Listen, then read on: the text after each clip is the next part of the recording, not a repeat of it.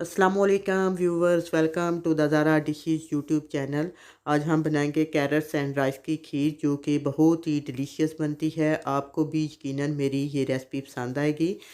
ये देखें, मैंने 1 kg कैरट्स ली हैं, हाफ़ ग्लास मैंने इसमें राइस लिए हैं। राइस जो हैं वो बहुत ज़्यादा नहीं डालने, क्योंकि बहुत ज़्यादा राइस डालने से खीर जो है वो हमारी मज़ेदार नहीं बनेगी। ये सबसे पहले मैं कैरट्स जो है इनके आगे और पीछे से थोड़े थोड़े सिरे उतार कर उनको छुरी से ऊपर से इस तरह इनके बारीक बारीक छिलके उतार रही हूँ, क्योंकि इस तरह छिलके उतारने से इनके ऊपर धागे नुमा जो रेशे होते हैं वो उतर जाएंगे और कैरट्स जो हैं वो हमारी बहुत खूबसूरत नज़र आएंगी। और इन एक ही साथ ही मैंने एक ग्रेटर लिया है, इससे हम कैरट्स जो है वो इनके छिलके उतार कर इस तरह ग्रेट कर लेंगे। ये थोड़ा एहतियात का काम होता है, क्योंकि ग्रेटर जो होता है वो थोड़ा सख्त होता है, तेज़ होता है। बाज़ दफ़ा ये जो है हाथ पर भी लग सकता है, ध्यान से ये थोड़ा काम करना होता है।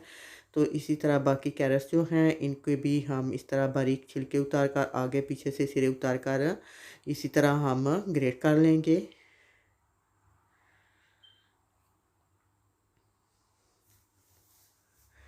ये देखें, तकरीबन हमारी सारी कैरेट्स जो हैं वो मैंने ग्रेट कर दी हैं।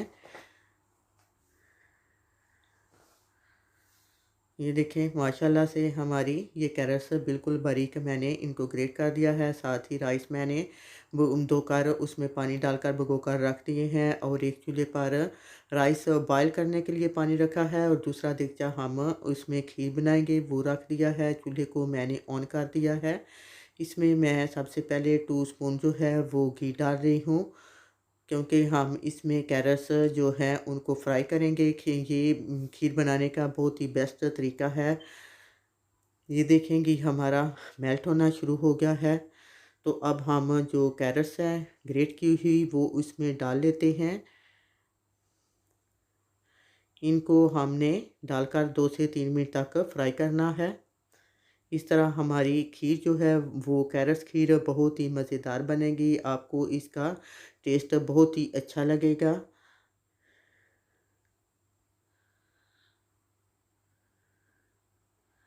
ये देखिए, 2 से 3 मिनट तक इनको अच्छे से फ्राई करना है।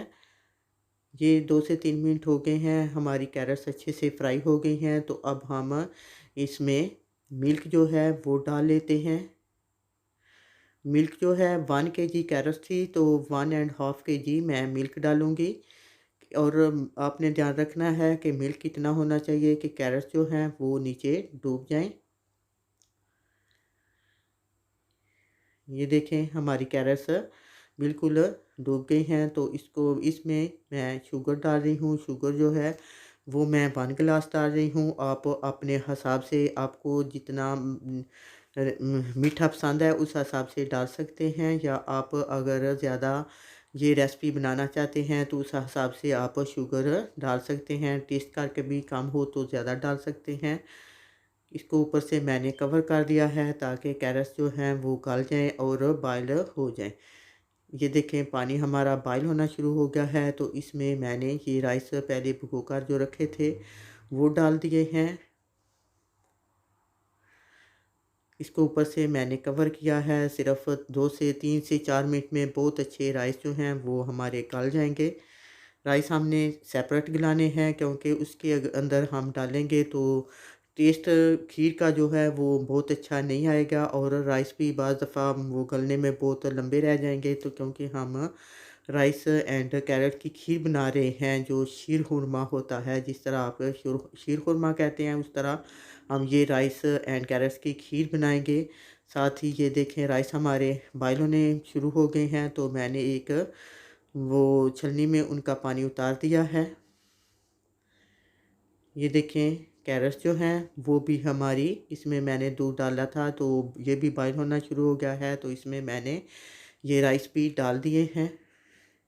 इनको अच्छे से मिक्स कर देना है,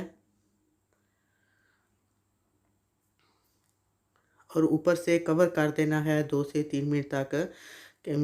जब ये बॉयल आना शुरू होगा, ये देखें बॉयल आना शुरू हो गया है, क्योंकि ये बॉयल आने से खीर जो है वो हमारी गिरेगी। ऊपर बाल आके बाहर गिरेगी, तो इसलिए बेहतर है कि चमचे से मिक्स करते रहें। ये देखें, आपको नज़र आ रहा है इनके बाल जो हैं ये नज़र आ रहे हैं। जब दूध बॉयल होता है तो बाहर गिरता है, तो इसलिए बेहतर है कि जब बॉयल आना शुरू हो तो आप चमचे से साथ साथ हिलाते रहें।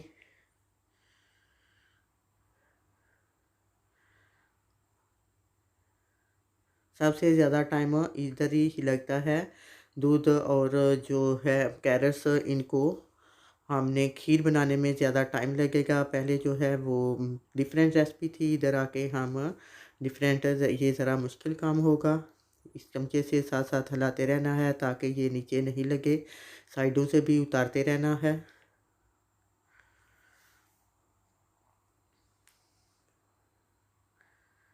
ये देखें, आपको नज़र आ रहा है कि ये हमारी खीर जो है वो ठीक होनी शुरू हो गई है। जब ये दूध जो है इसमें कम हो जाएगा, थिक होनी शुरू हो जाएगी, थिक होगी तो अब इसको हम चूल्हे से उतार लेंगे। ये देखें, एंड पे ज़्यादा मुश्किल होता है क्योंकि जब थिक होना शुरू होती है तो वो नीचे में लगना शुरू हो सकती है।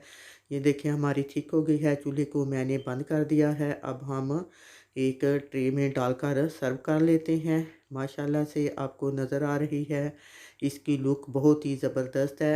आप जो ड्राई फ्रूट इसमें डालना चाहें तो आप डाल सकते हैं, अगर आपको पसंद हो ना भी डालें तो कोई बात नहीं। आपको यकीनन मेरी ये रेसिपी पसंद आई होगी। प्लीज़ वीडियो को लाइक करें, अपने दोस्तों को शेयर करें, और अगर आप मेरे चैनल पर नए हैं तो प्लीज़ सब्सक्राइब करने का बटन मत भूलिएगा। इंशाल्लाह फिर मिलेंगे एक नई रेसिपी के साथ। ओके, अल्लाह हाफिज़।